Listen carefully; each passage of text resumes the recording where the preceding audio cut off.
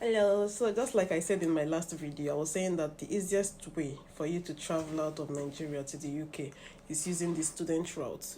Coming in as a student, that's the most easiest way for you to come in. Because if you say you want to continue applying for work, so many persons are applying for work and so many people are on the queue.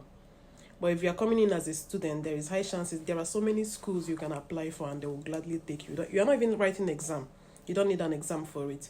So one of the easiest way of relocating from Nigeria to the UK is using the student visa. So if you want to apply as a student, you are eligible if you are a BSc holder, you are eligible if you are HND holder too. So say you pass through a polytechnic or you pass through a university, you are eligible to come in and study as a student in the UK.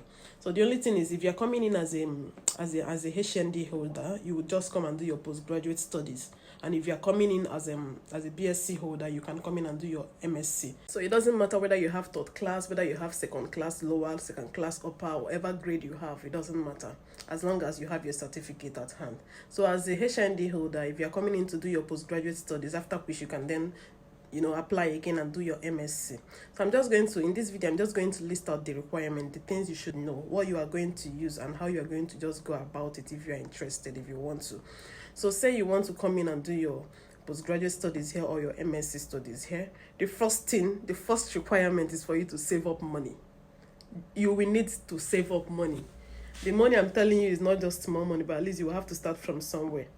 Once you are done and you feel like at least I've gathered enough money for this thing, the next thing is for you to go and apply for your transcript in the university where you studied or in the school where you studied. So the transcript is more like a cumulative of the grades or the your CGPA from when you entered school, from your first year till your final year. A kind of a breakdown of what you studied in school, the courses you did, your CGPA from your first year, your second year, your third year, or to your final year. That's what will be written on your transcript. So the next requirement is for you to have your international passport. So international passport is something that is very, very necessary, especially the way it's being done now. It's something that is even hard to even get as at this time, because so many people are applying for it, so many people want to travel.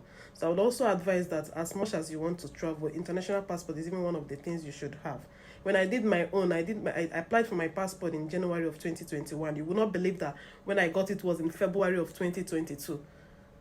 I kept on going to the office, I kept on complaining to them. In fact, the system was so messed up. They will keep on telling you there is no booklet, and you can't do anything, you can't beat them, you can't fight them. The country is just very lawless. You can't complain, because when you come there, you see the masses filled everywhere. People are crying, complaining. So I would just advise you apply for your passport as soon as possible, as fast as possible, so that at least you would have your passport at hand before any other thing. During the period I applied for my passport, when I was still going to the office, because I did mine in Lagos, in Ikoyi. I went to Ikoyi to do my own. You see so many people that have been coming here for ages, complaining to them. People will get admission and they don't have passport to process for their visa. There was a girl that said she has been denied admission. Her admission has been cancelled 3 times because her passport was not ready. And these people, they don't care. They don't send you.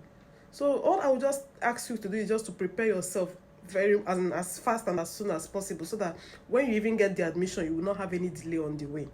So once you've saved your money, you've gotten your transcripts, you've applied for your passport, and when you've gotten your passport, the next thing is to make sure that your WAEC result is ready.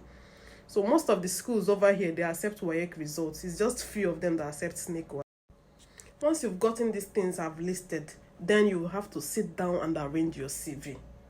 Because majority of the reason why people are denied admission is how their CV is. You will need to put your CV down in a professional way.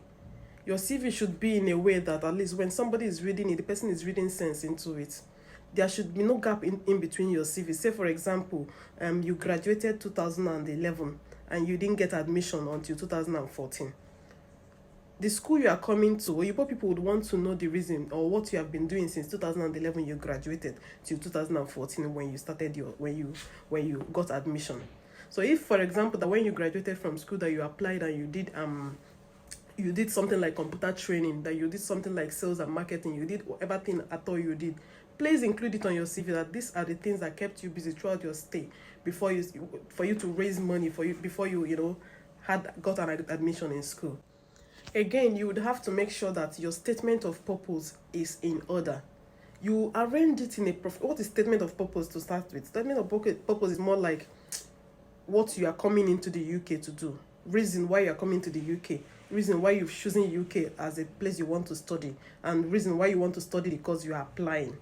So you have to put it in a way that it's understandable and in a way that is very professional, so that at least these people are not like it's not like our in Nigeria, whereby you can just submit your papers and somebody will just glance through it and then flip it out.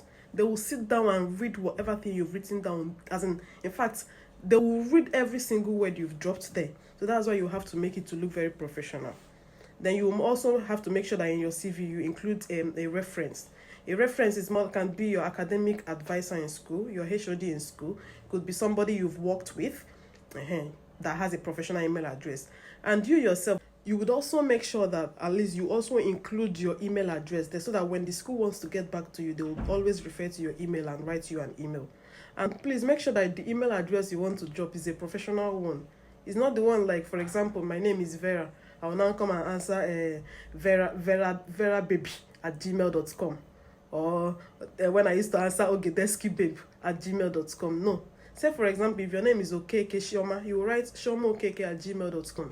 If your name is Okafokeshuku, you write okafokeshuku@gmail.com. It makes it professional. It makes it look more matured.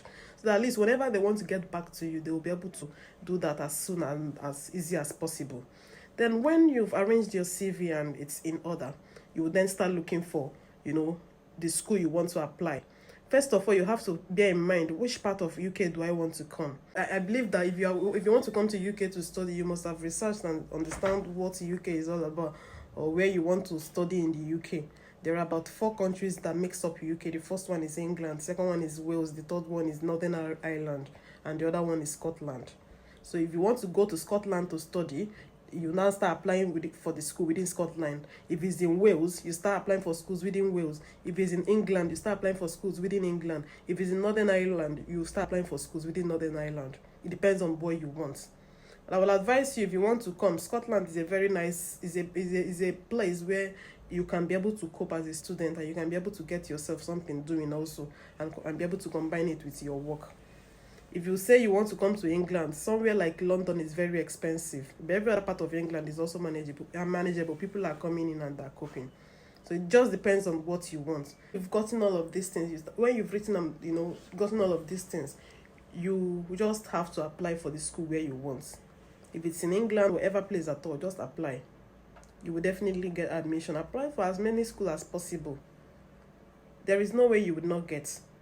People are coming into this country on a student visa. Majority of people coming in fact, 80% of people coming into the UK, they're coming on a student visa because they feel it's more easy. It's something that is more easier for you to get. And that is it. So people are coming on a student visa in the sense that when you come in as a student visa, you have 2 years to study. Then you will also be given a 2 years postgraduate visa, post-studies visa.